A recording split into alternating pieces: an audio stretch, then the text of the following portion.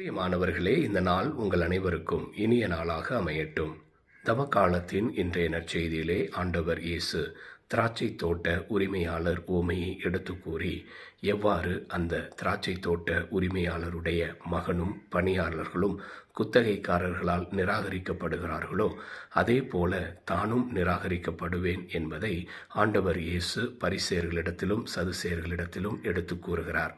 இவர்களால் ஆண்டவர் இயேசு நிராகரிக்கப்பட்டாலும் கடவுள் தந்தையாம் இறைவன் ஆண்டவர் இயேசுவை உயர்த்துகிறார், மாட்சிப்படுத்துகிறார், மகிமைப்படுத்துகிறார். கட்டிடத்தினுடைய மூலைக்கல்லாக அவர் மாறுகிறார். நாமும் நமது வாழ்விலே உறவுகளால் பிறரால் நிராகரிக்கப்பட்டாலும் கடவுள் நம்மோடு இருக்கிறார் என்ற ஆழ்ந்த நம்பிக்கையிலே நாம் வாழுகிற பொழுது நம்மையும் கடவுள் ஒரு நாள் உயர்த்துவார், மேன்மைப்படுத்துவார். எனவே வாழ்வில் சந்திக்கக்கூடிய நிராகரிப்பை ஏற்றுக்கொள்வோம், அதன் வழியாக இறை அருளை பெறுவோம். ஆமேன்.